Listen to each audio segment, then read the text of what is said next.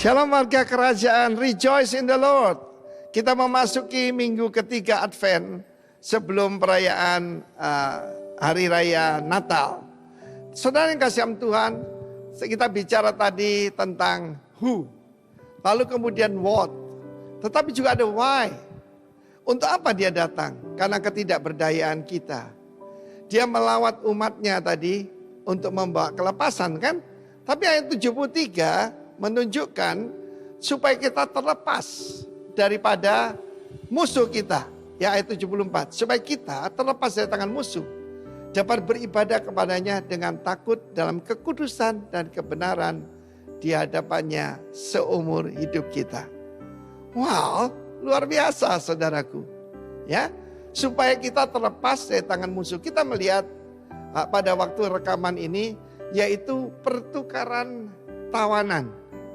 Ya, pertukaran tawanan dari pihak Israel, emak-emak, bayi-bayi, anak perempuan kecil, ya gadis-gadis kecil ditukarkan dengan teroris, saudaraku. Ya, tetapi itu ada suatu keadaan di mana ketidakberdayaan kalau orang ditawan. Ya, jadi ini cuma just an illustration, jangan ditarik terlalu jauh ya. Ketika dikuasai oleh yang punya kekuatan, tidak bisa apa-apa, kecuali ada pembebas. Untuk itulah the Savior datang. Untuklah Sang Juru Selamat datang. Hidup ini adalah peperangan. Peperangan secara rohani.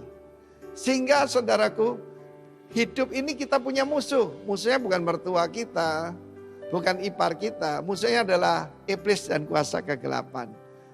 Tanpa Roh Kudus, tanpa kuasa Tuhan, tanpa dia menumbuhkan tanduk kekuatan bagi kita, kita tidak akan berdaya. Tetapi tujuannya adalah supaya kita hidup tanpa ketakutan, ya, tanpa kekhawatiran, dalam kekudusan dan kebenaran di hadapannya. Perhatikan itu di hadapannya. Keren itu adanya hadirat. Hadirat Tuhan membebaskan kita dari ketakutan, memberikan kita damai sejahtera dan mengimpartasikan kekudusan dan kebenaran di dalam hidup kita. Itu membuat kita berbeda dengan semua yang lain. Kabar baiknya soal tidak ikut agama. Yesus bukan sekedar nabi, bukan sekedar guru. Dia adalah the Lord God of Israel. Ya, karena itu dia menerima penyembahan. Tidak ada nabi, rasul apapun yang menerima penyembahan. Ketika Yohanes bahkan menyembah malaikat, malaikat berkata, aku juga seorang hamba sama seperti engkau. Hanya dia, Yeshua, layak menerima segala penyembahan. Sebab dia bukan nabi, dia adalah Tuhan itu sendiri. Dan dia menjanjikan kita bisa bebas kekhawatiran, bebas stres, dalam kebenaran dan kekudusan. Bukan sekali seminggu, bukan cuma sebulan sekali, sebulan dalam 1 tahun, tapi selama-lamanya. Kiranya Tuhan membuat kita mengerti dan alamilah damai sejahtera daripada Sang Raja Damai, Sar Shalom. Dia yang bisa mengadakan damai di surga, bisa mendatangkan damai di bumi. Karena kemuliaan bagi Allah di tempat maha tinggi dan damai sejahtera bagi mereka toward men of goodwill.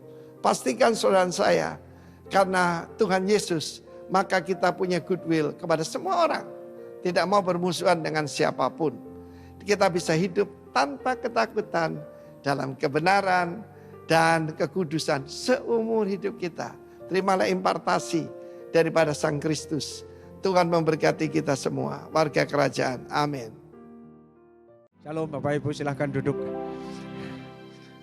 Silahkan bersandar dengan tenang. 30 menit ke depan kita akan berbicara. Wah, ini saya ngerasan-rasan dengan istri saya ini. Lama-lama kita ini butuh AC kelihatannya ya. Apalagi kalau sudah kita kena rock and roll. Wow. Kita memuji Tuhan dengan segenap hati dan jujur gobios, saudara. Ya, tapi tidak apa-apa. Kita bersuka cita, berdoa terus dan kita akan dibawa kepada cara-cara Tuhan. Tuhan maunya banyak ke kita, saudara ya. Jadi terus jalan, tempatkan diri saudara pada posisi yang tepat. Kita akan lanjutkan tentang fruitful living. Ini terjemahan singkatnya adalah hidup yang berbuah. Pada minggu yang pertama kita sudah mendapatkan sebuah kesimpulan yang bagus yang disampaikan oleh Bapak Gembala tentang bagaimana kita hidup di dalam rancangan Tuhan dan kita berjalan terus untuk dipenuhkan. Yaitu kita mesti tinggal dalam panggilan hidup, dalam kesatuan roh, intimasi dengan Tuhan. Hidup sesuai dengan nilai-nilai dan prinsip kerajaan. Ingat hari Minggu pertama itu adalah keadilan dan kebenaran. Ya singkatnya jadi hidup yang cengli lah begitu ya. Tapi itu hanya bisa didapat dalam intimasi, kedekatan dengan Tuhan, mencintai firman. Dan akhirnya kita akan mampu terus hidup yang berbuah. Kita akan lanjutkan tema pokok, saya bersyukur Gembala senior kita merancang ini semua dengan doa.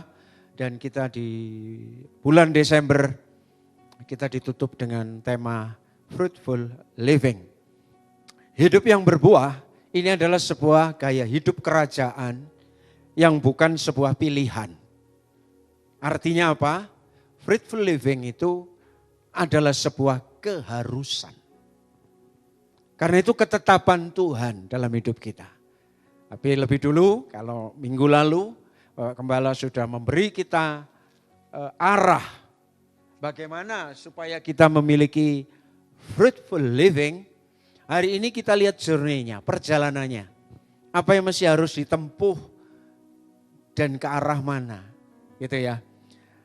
Pertama kita lihat dulu apa itu fruitful living. Ada banyak pengertian. Tetapi saya mendapatkan itu di catatan kecil di bawah itu ada namanya theologyofwork.com. Di situ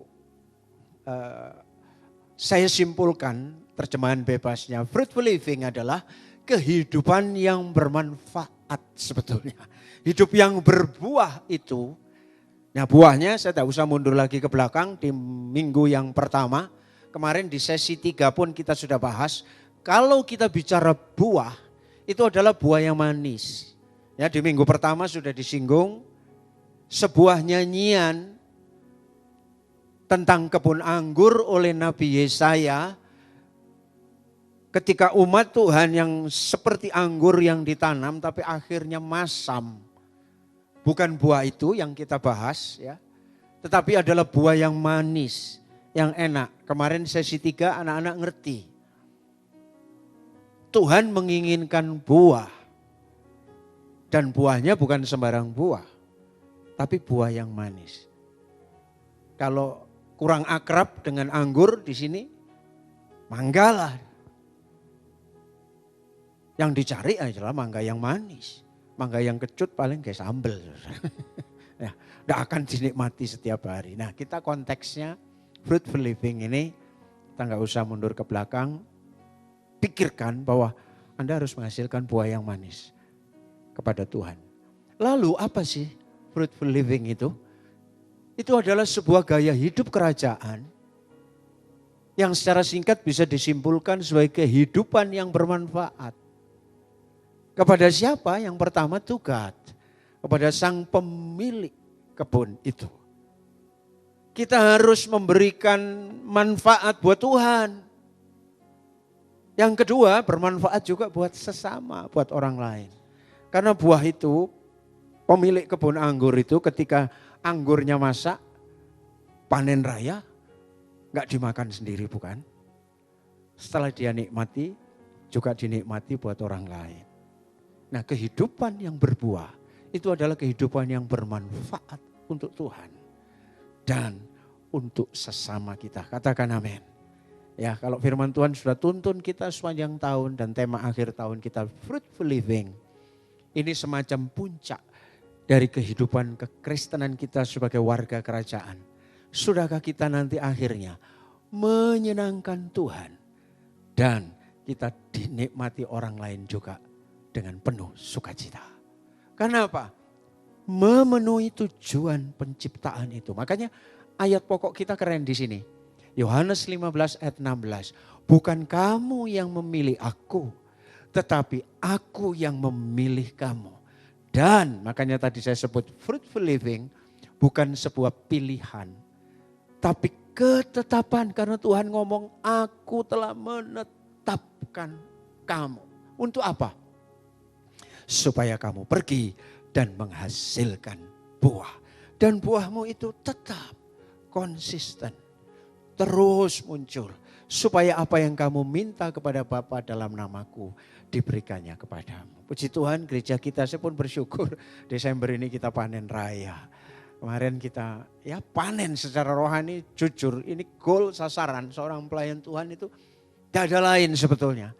Mengabarkan Injil, orang terima Yesus, mengaku dengan mulut dan hati percaya dia diselamatkan dan dibaptis. Dan terus itu berulang-ulang. Gereja itu dibentuk untuk itu gitu loh.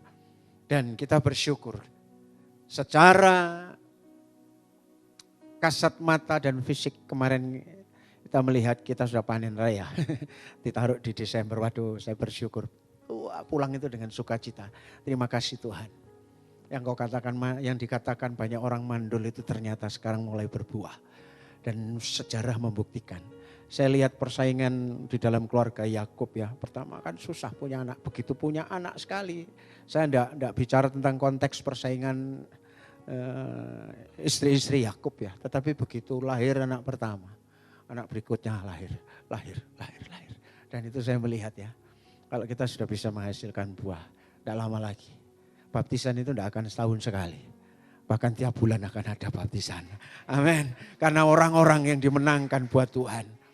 Aduh, anak-anak yang kita didik dari sini. Masih percil-percil itu saudara kalau tahu saudara. Saya dengan adik Filemon ini malam kemarin pagi ya. Kita menyampaikan, waduh mereka itu ternyata bukan orang yang diam. Pertanyaan kita disauti semua. Wah. Ini gerasi yang tumbuh, gitu ya. Saya tahu mereka baca firman. Dan thank you orang tua yang membawa mereka kepada kebenaran. Nyaut gitu. Apa yang saya sudah diperingatkan nih, awas loh kok ngelayani arek-arek. Itu rentangnya mulai SMP, SD sampai SMA. Bahasanya ojo dur-dur. Sudah, penasehat ajaib.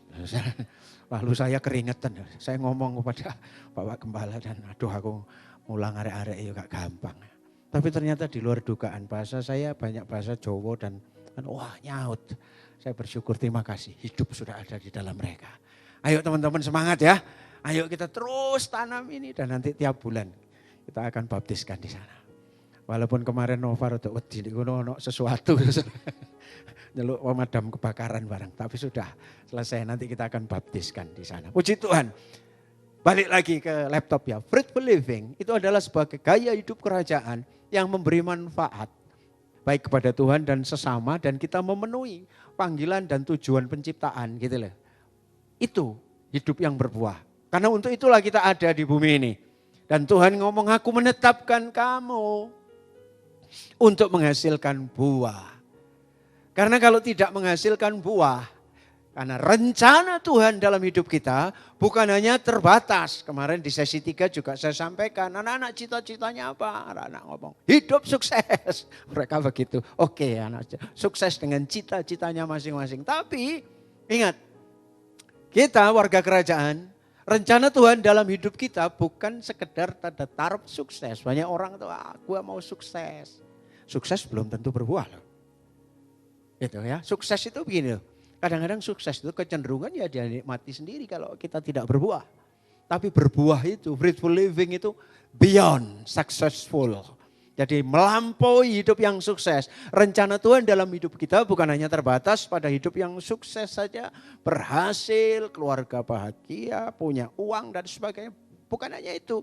Lebih dari ada itu, tapi hidup yang berbuah. Supaya kamu pergi dan menghasilkan buah. Saya cepatkan di sini, kalau tidak...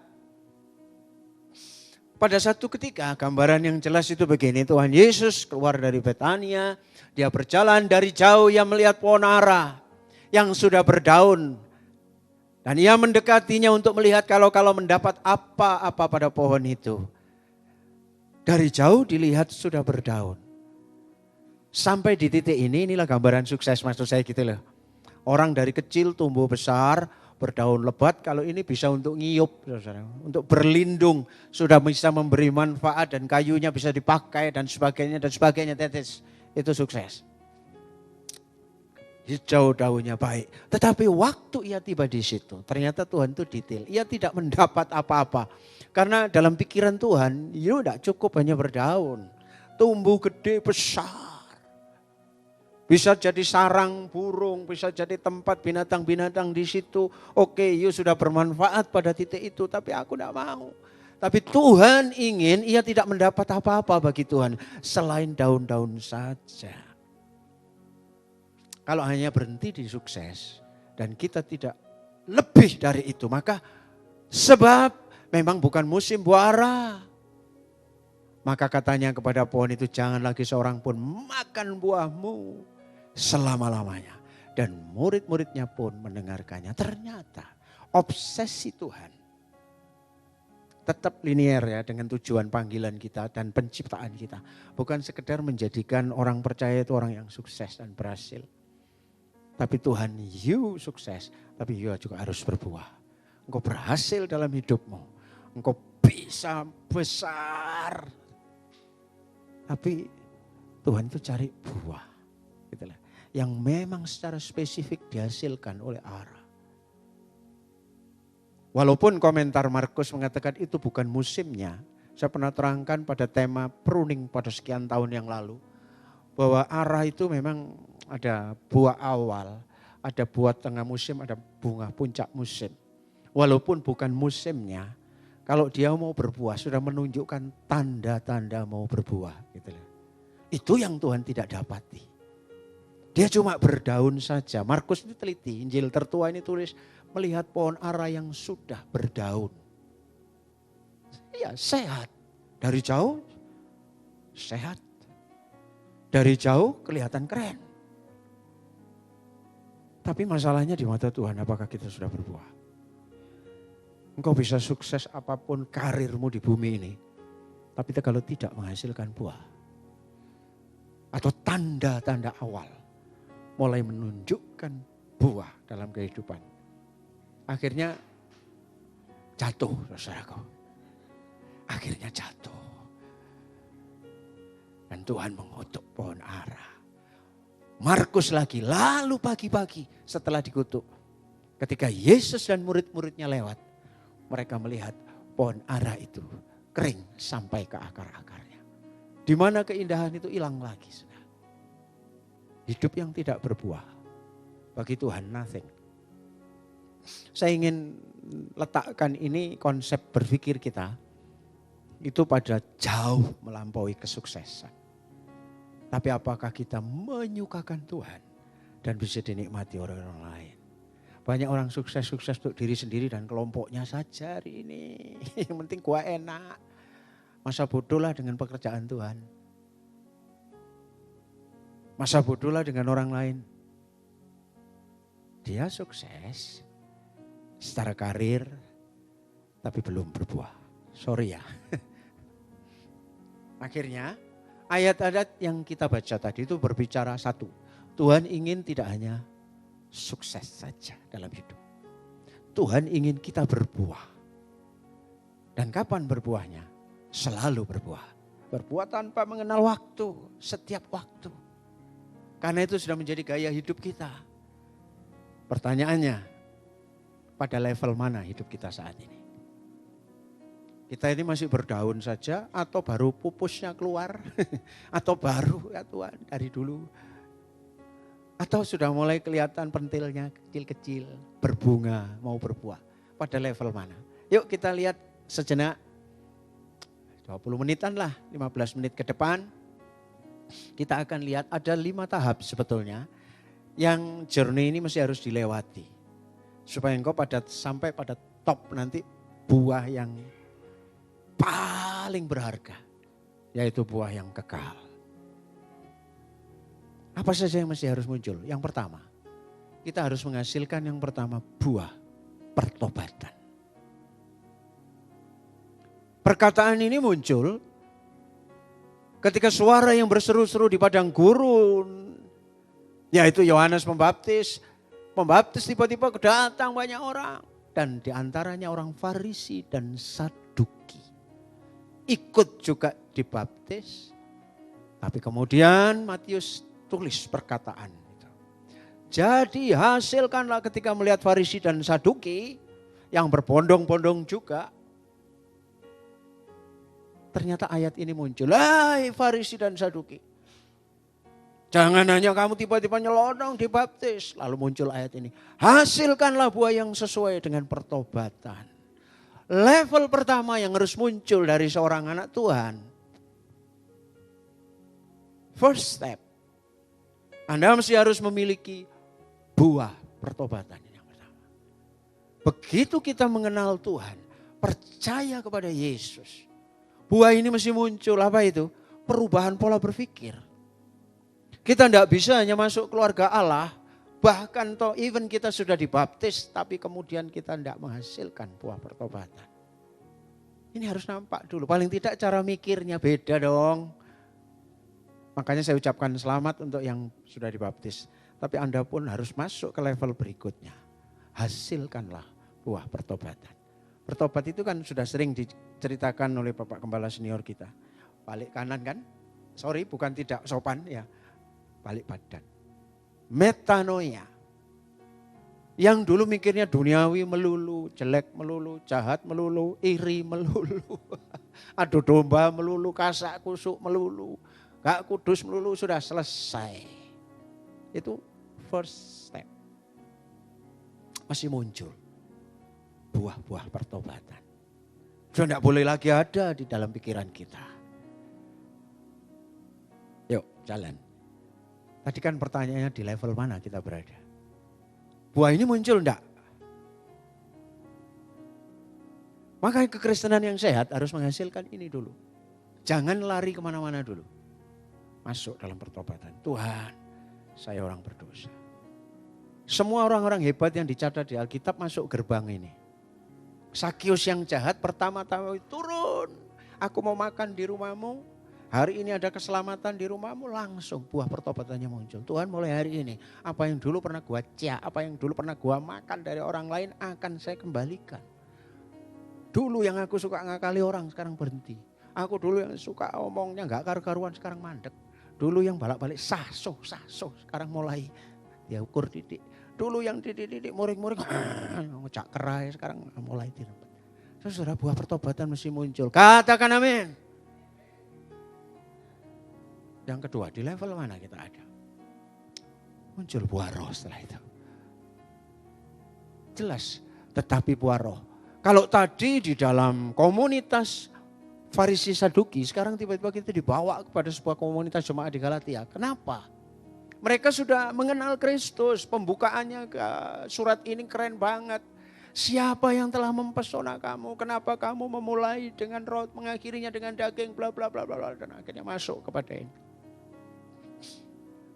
Ketika orang masuk dalam area pertobatan dan sudah muncul buah pertobatan. Hidupku bukannya aku lagi, tapi Kristus dalamku. Sekarang jadi gitu. Atau dikit demi sedikit. Walaupun nampak lambat, tapi sekarang aku sudah hidup baru. Meskipun nampak lambat, namun ku tahu ku makin sempurna lagi. Buah-buah pertobatan ini mulai muncul. Yang malas-malas mulai rajin ke gereja, baca firman dan lain-lain dan lain-lain. Dan terus tinggal dalam pimpinan roh, pasti berikutnya dalam hidupnya akan muncul kasih, sukacita, damai sejahtera, kesabaran, kemurahan dan seterusnya. Ini level berikutnya. Anda nggak bisa itu. Tiba-tiba masuk ke buah roh tanpa pertobatan. No way. Nggak bisa. Dia masuk gerbangnya dulu. Hasilkan kemudian buah roh. Kalau orang tiba-tiba bisa muncul kasih tapi tanpa pertobatan. Ayahab itu gak bahaya tak? Kasih yang tanpa hidup yang baru. Itu kasih yang jorok loh saudara. Benar. Makanya hati-hati. Jadi masuk buah pertobatan. Yuk jalan ya. Ini journey kan saya katakan. Lalu setelah itu akan muncul buah berikutnya yang namanya buah kebenaran. Nah ini pindah ke jemaat Korintus. Korintus ini jemaat yang komplit sebetulnya.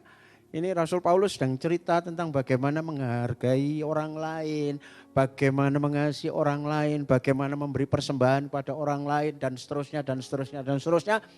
Yang menyediakan benih bagi penabur dan roti untuk dimakan, ia juga menyediakan benih bagi kamu dan melipat gandakannya. Dan pertobatan, digerakkan hidupnya oleh Roh Kudus, dari situ muncul buah-buah kebenaran. Mulai bisa ini latar belakang surat Korintus yang pasal ini itu gerakan karitatif.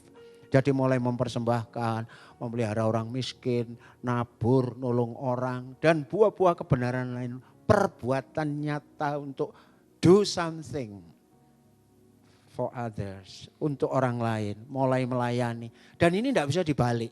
Saya sering sampaikan, jangan dulu muncul kegiatan-kegiatan ini sebelum kita masuk dalam pertobatan dan dipenuhi oleh Roh Kudus. Makanya sayangkali kekristenan kadang-kadang keburu-buru ya. Dia langsung pengennya masuk ke sana. Makanya di mana ya? Mungkin belum saya sampaikan di sini. Saya menyampaikan, oh enggak salah di Tumpang saya menyampaikan. Banyak aktivitas Kristen itu potong kompas langsung masuk ke sini. Jadi orang-orang jadi anggota gereja, mari anggota gereja ya biasanya terus datang. 1-2 kali datang mulai setia, mulai punya komunitas di situ. Mulai ikut komsel. Ikut komsel sekian lama, kelihatan setia. Lalu gembala komselnya, orang ini kok setia, kok potensial ya. Mari diajak, mulai belajar melayani. Belajar jadi singer, oh singer bagus, belajar jadi WL. Oh WL bagus, diangkat jadi ketua ini, diangkat ke komisi ini. Akhirnya, wah bagus. Mulai puncaknya adalah khotbah. Jujur itu, kurikulum gereja itu kayaknya seperti itu. Lalu member yang mulai masuk ini, royoan. Supaya bisa akhirnya ada di mimbar itu. Dan banyak juga kurikulumnya tidak dilewati dulu. Padahal fase itu harus masuk fase pertobatan. Masuk dipimpin oleh Roh, menghasilkan buah Roh. Baru do something gitu. Ini tidak bisa. Makanya banyak konflik di situ. Di dunia pelayanan itu banyak konflik di situ. Tidak bisa dilompati itu. Tidak bisa. Bulan yang lalu Pak Gembala diskus dengan saya tentang bagaimana kalau ada pindahan dari gereja lain yang menyatakan, yang merasa tertarik lah karena lihat YouTube kita. Lihat YouTube kita tertarik, kemudian mau gabung. Kok rasanya aku cocok ambek rock, mau gabung. Tapi ketika mau gabung, dia ngomong punya visi A, B, C, D, F, G dan minta dibapai. Gembala saudara peka. Lalu diskusi dengan saya. Dan kami sepakat, saya ngomong, Pak, beliau harus tertanam dulu di gereja ini. Dan kita sepakat. Tertanam dulu di gereja lokal, tumbuh sehat di situ, hidupi dulu di situ. Baru masuk kepada sektor-sektor melayani Tuhan. Ayo kita ini sedang mau berkembang loh ya saudara. Justru ke arah sana.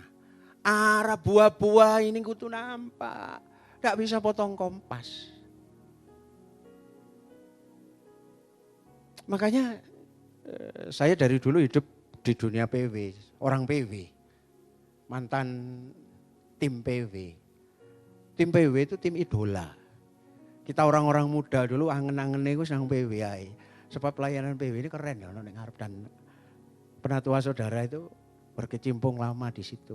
Tapi di situ dulu itu kita ini mentah semua, orang-orang PW mesti kutungguyu itu. Di situ ada banyak pergulatan, ada banyak macam-macam. Karena kami dulu lupa, kami belum masuk dalam buah pertobatan. Jujur saya ngakui, saya dulu pemain bass saudaraku. Tapi yang ngono iku wis. Belum masuk dalam, belum nyata buah-buah pertobatannya, sudah langsung masuk tindakan karitatif dan pelayanan. Kacau di situ. Ya enaknya dangdung modern wis gak lewo apa aku. Saya sendiri tidak tumbuh, yang dilayani paling yang masuk tik-tik gitu. Oke, ini mesti-mestinya Pak Jorni ini, kita ada di mana ini posisi kita? Paulus ngomong, menumbuhkan buah-buah kebenaranmu. Iya, itu menumbuhkan buah-buah kebenaran. Jadi tindakan-tindakan itu muncul dari dia, hasil dari kedekatan dengan Roh Kudus tadi itu. Lah Roh Kudus akan tinggal dengan tenang dan nyaman dalam hidup yang sudah berubah, masuk dalam buah pertobatan. Itu.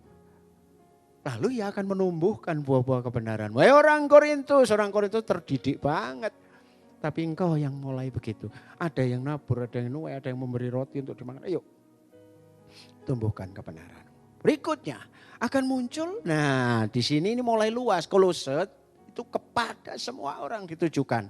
Sehingga hidupmu layak di hadapannya serta berkenan kepadanya dalam segala hal.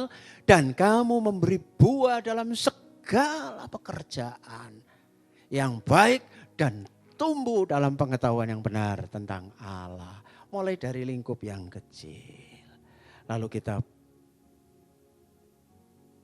berbuah dalam lingkup yang lebih luas dengan skop yang lebih luas. Buah pekerjaan baik apapun akhirnya baik di gereja, baik di marketplace. Ingat ya saudara, dalam doktrin ini kekristenan tidak pernah membagi pekerjaan atau dunia itu menjadi dua bagian. Dunia rohani, dunia gak rohani, dunia setengah rohani. Tidak ada itu. Semua dunia kita itu dunia rohani, katakan amin. Gereja, warung, toko, sekolah, lapangan bal-balan, konco-konco hobi otomotif, semua itu satu lingkup. Kita tidak bisa memisahkan. Aku di gereja ini dunia rohani loh. Shalom, shalom. Waduh. Tapi begitu doa berkat nanti Bapak Gembala sekarang beliau melayani di Tumpang. Selesai doa berkat metu. Oh dunianya beda sudah. Kita rasa-rasanya sudah bukan lagi ada di situ. Lalu membagi. Makanya bahaya di dunia umum dikatakan dunia rohani dan dunia sekuler. Gua tolak ini. Semuanya rohani. Katakan amin. Karena engkau sudah mengalami itu, maka tokomu harus jadi dunia rohani. Di sana Anda harus melayani dengan gaya kerajaan, memberi pekerjaan baik. Saya khawatir orang-orang rohani di gereja lain, di kantor gak rohani. Saya gak mau dengar itu gitu loh. Supaya di kantor pun ada, wah keren ya. Pekerjaan juga begitu, ngelayani di toko juga, bisnis juga begitu. Ini akan terus dibawa buah pertobatan. Anda akan ditarik kepada nanti menghasilkan buah roh. Anda memberikan kesempatan pada Roh Kudus intimasi minggu pertama. Terus Anda akan bisa melakukan buah-buah kebenaran di gereja lokal. Anda akan diperluas sekarang di marketplace. Memberi pekerjaan yang baik. Memberi buah dalam segala pekerjaan yang baik. Semua orang sopo yuk. Oh Kristen kok. Ingat loh ya, tragedi kekristenan pada awalnya kenapa kita terpuruk. Ya gara-gara dunia tidak melihat buah pekerjaan baik kita. Sering tuh ini diulang-ulang. India itu 1, sekarang lebih banyak penduduknya dari Cungkok, dari RT. 1, sekian. Itu 80 sekian %. Selain Sikh dan Muslim, sisanya Hindu semua. Hampir 1 miliar. Kesalahan apa? Ya ini cerita klasik kan. Ketika Mahatma Gandhi dulu seorang pengacara di Afrika Selatan. Itu kan Commonwealth India itu ya. Jadi erat hubungannya dengan Inggris. Jadi dia kuliah juga di Eropa. Dan pada suatu hari dia datang beribadah. Singkat cerita ada seorang diaken. Sorry ye, gitu mungkin kata-katanya. Jangan ditarik kemana-mana ya. Kan belakangan ini untuk kata-kata itu yang terkenal. Sorry nih, gereja ini white only. Ini hanya untuk orang kulit putih. Panjenengan mah kulitnya cemeng, mboten saged mlebet. Anda orang kulit hitam, apalagi India kan jeragem. Kayak lemah teles, Anda tidak boleh masuk. Sejak itu Mahatma Gandhi, hati ini merongkol. Di akhir perpisahan dengan temannya, dia tinggalkan sepucuk surat. Until now I love Jesus. Sampai saat ini aku mencintai Yesus, but I hate Christianity. Aku benci kekristenan. Walaupun aku mencintai Yesus. Kenapa? Karena dia tidak mendapati buah pekerjaan baik yang nampak dari anak-anak Tuhan. Dia pulang ke India, dirikan sendiri. Semua ajarannya dia, ahimsa, swadesi dan lain-lain itu banyak dia mengaku diilhami dari khotbah di bukit. Kalau tampar kiri, berikan pipimu yang kanan, tidak dengan kekerasan, tidak membalas kejahatan dengan kejahatan. Dia ngerti loh itu. Dan dia pulang ke India. Hampir 1 miliar jiwa dimenangkan. Kalau Mahatma Gandhi itu anak Tuhan, oh India akan penuh dengan kemuliaan Tuhan. Ayo saudara ya, fruitful living itu dahsyat makanya. Itu saatnya kita jadi terang di dunia yang bengkok ini. Baru kita bisa menghasilkan buah pekerjaan yang baik. Tapi awalnya jangan lupa pertobatan. Hidup dikuasai roh. Hidup dalam kebenaran firman. Baru menghasilkan pekerjaan baik. Saya ulang. Masuk dalam buah pertobatan. Buah-buah roh akan dihasilkan. Buah-buah kebenaran itu hidup di dalam firman Tuhan.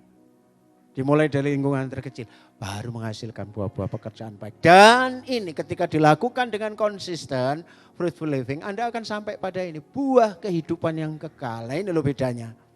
Yohanes 4 ayat 6, sekarang juga penuai telah menerima upahnya. Dan ia mengumpulkan buah untuk hidup yang kekal. Sehingga penabur dan penuai sama-sama bersukacita. Dan ini yang kita nantikan. Apa yang kita kerjakan sekarang bernilai kekal. Apapun yang kau hasilkan dalam hidup sukses, kalau tidak bernilai kekal percuma. Karena akan berakhir. Ingat loh, saya dijuluki juga pendeta kematian. Karena terlalu banyak urusan gotong royong. Iya, 2 bulan ini 8 orang. Usia 94 yang tertua saya hadir. Yang terakhir kemarin Wai, saya panggilnya Wai, 91 tahun. Termasuk jemaat kita Pak Gunawan, ya, saya juga melayani. Masuk jemaat di Tumpang. Itu semua akan berakhir di dalam siupan di situ. Kalau sudah digotong royong sudah. Walaupun Iman punya banyak aset yang sudah diterangkan oleh adik Andri. Sudah tidak ada, semua tidak ada asetnya bang, aset sendiri sekalipun. Sudah, ku tak membawa apapun juga saat ku kembali ke surga. Itu dinyanyikan terus, inilah yang ku hati sebagai hamba. Tapi kalau kita masuk dalam fruitful living, didasari semua muncul dari buah pertobatan.